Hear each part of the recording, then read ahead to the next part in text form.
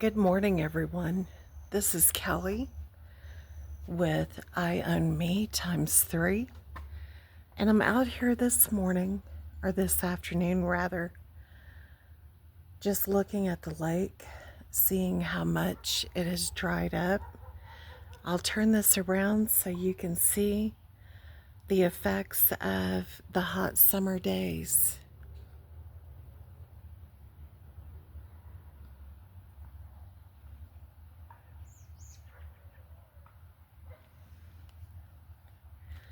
Today I wanted to talk to you about a era in my life, or maybe I would say like not really an era, but an age range where it all started. A lot of tragedy, devastating events in my life from the time I was 4.5. I'm going to be very real with you because this one event absolutely drove the events in my life from the time I was 4.5 until I was about 60. I am now 65 years old, and I could not talk about my mother without crying and sobbing until I would say for about 55 years. So I was born in Houston, Texas, and we lived in Southwest Houston in the Bel Air area, and we lived in a house, 4 bedrooms, 1 bath back then. In I would say 61, 62, that was the norm. You didn't have a half bath, or you didn't have 2 bathrooms, master bedroom ensuite like most people have nowadays. So, yeah, we were hosting my stepbrothers coming in from Kansas for a couple of weeks before they went back to school. And my stepfather told my mother that he had bought tickets for him and the boys to go and see the local National League baseball team play that night. So I guess she was frustrated or upset because we weren't invited. But that's okay. He wanted alone quality time with his boys because they had been away with their mother in Kansas for the entire school year. That included holiday breaks. He was able to see them for the summers. And she had already made a lot of plans for that summer season. So he said, okay, I'd like to at least see him for a couple of weeks. And so she agreed and sent the boys down. Well, on this night, my mother was so upset that she drew a bathtub of water after me and my half sister went to sleep. She took a lethal, well, actually, it was like 1 pill, and she took that and got into the water, and long story short, my stepfather walked in and found her. She was submerged in the water, and he scooped her up, put towels around her, carried her out to the car, took her to the ER, and by the time they arrived at the ER, she was already gone. Well, about 3 or 4 o'clock that morning, uh, he and my aunt, my stepfather and my aunt, came into the bedroom, excuse me, to wake us up and give us the news that our mother had passed away. And the excuse that he gave us is that our mother just didn't want to live anymore. So she killed herself. Those were his words. And I was 4.5. My half sister was 9. My 2 older stepbrothers were in the room and they were crying. I guess my stepfather had asked them to stay with us and keep us safe while he was at the hospital. So, next day, my stepfather is making plans for the funeral. He knew that he needed to contact mine and my half sister's fathers. Well, the first thing my father did was he signed me up on death benefits, Social Security, and he came to get me. Yes, before the funeral. There was a huge argument that took place out in the hallway between my father, my aunt, and my stepfather. I came out of the bedroom because I heard yelling. So I was so traumatized and devastated that, I wanted to go with my father because he was my only living parent that was full blood related to me. People are coming into the park to walk the path. One day I'll take you on a walk around the park. It is stunning and beautiful. This is another thing I'm passionate about, is nature. And seeing the ducks, the geese, the eagle, osprey, and the hawk. So back to my father. I willingly went with him, and my stepfather said he was going to get an attorney. Now, he was able to get permission for my half sister to stay with him because her father was abroad. He is still over there to this day, I believe. And he's in the UK. So I willingly went with my father. And the first thing he did was he bought me a pair of shorts and this little top with the puffy shoulders, midriff. You may be familiar with that style. It looked like a garment from Mexico. His mother was a full-blood Chiricahua. So he dressed me like that. And he dropped me by one of his sister's houses and said he would be back in a few days. So I had never met his side of the family. So again, another devastating, although pleasant experience I got to know some of my cousins, four of them, two boys and two girls. I got to know my aunt better, and she was really loving and kind.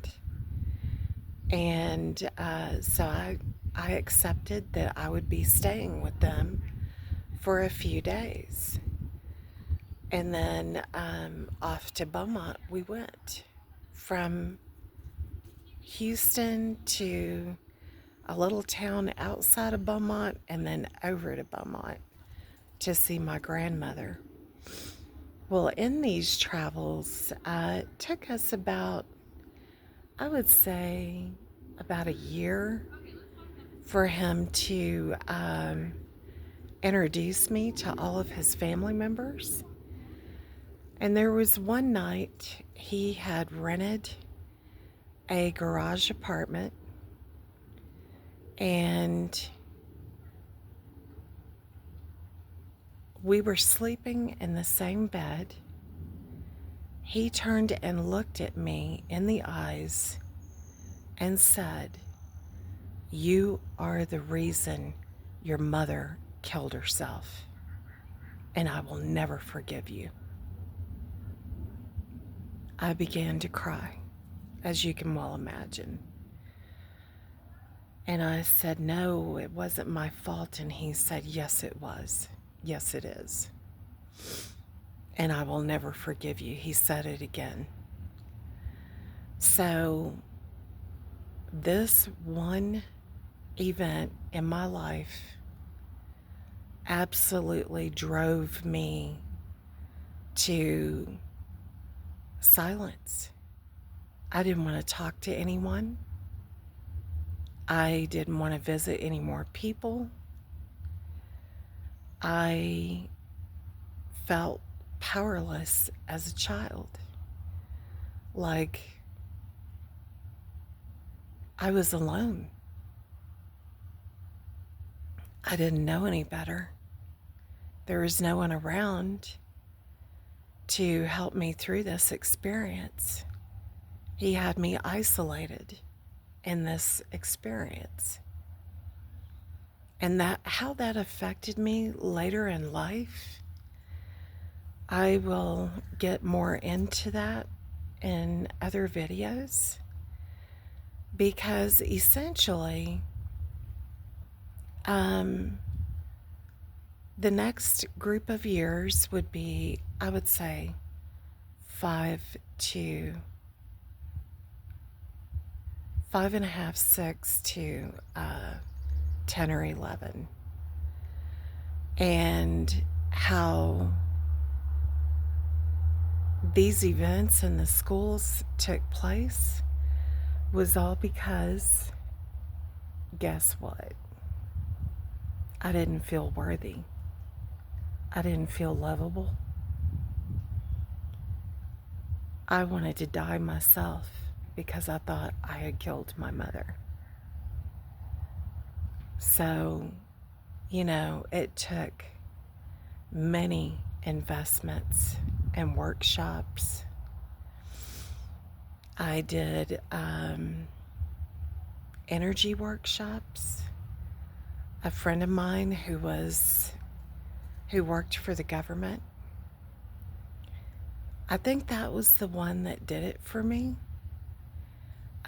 She brought in an energy worker from Germany, and she enrolled my younger son and I in this workshop, which took a whole day, from early morning to right before 6 p.m. And it was tough, but that was the first time I made a spiritual connection with my mother from the hereafter. And let me tell you, it was powerful. And I will never forget it. Excuse me. Ironically, I am allergic to pine, And in this area of Arizona stand the tall ponderosa pines. And I am in northeastern Arizona where there are a lot of pine trees. So, anyway, I so love this park. It's the first one that my ex-husband, um, he's my third husband, by the way. And also, by the way, I have outlived 3 husbands and 1 fiance who was tragically killed in a car accident back in 1997. That's a whole other video. That's when I was in the music business. And when I was managing bands, and Eric had me as his A&R for the record label and the tour manager for the 2 bands I was taking out on the road with a 9-year-old in tow. If you ask my younger son, he will tell you that those years with Eric were some of the coolest because he was such a wonderful guy. He loved Bruce Lee a lot. His name is Eric Hyde, Hyde.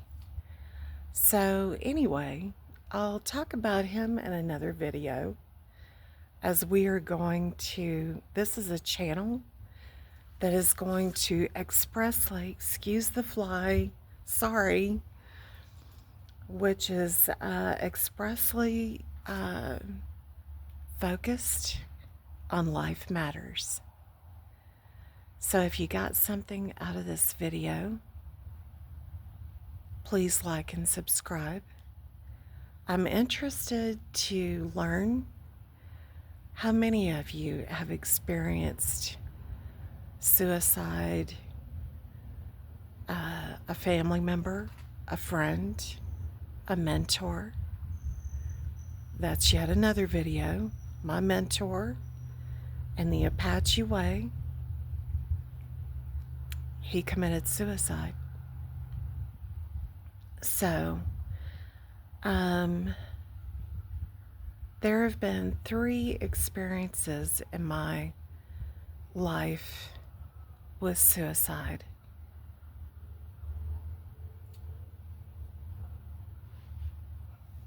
This fly will not stop. So, anyway, and each one of them, I think my mentor's suicide was just as devastating as my mother's. I know my mother didn't mean to do it. I'm most likely very sure that she had no idea how powerful that one single pill was, like fentanyl. I guess back in the day, that drug would have qualified as fentanyl. And it was actually taken off the market because a lot of people were dying taking one single pill. So, again, I am grateful to everyone who's viewed my videos, and please like and subscribe so we can talk and we can be real with one another. I own my thoughts, actions, and results. Have a great day, everyone. Be blessed.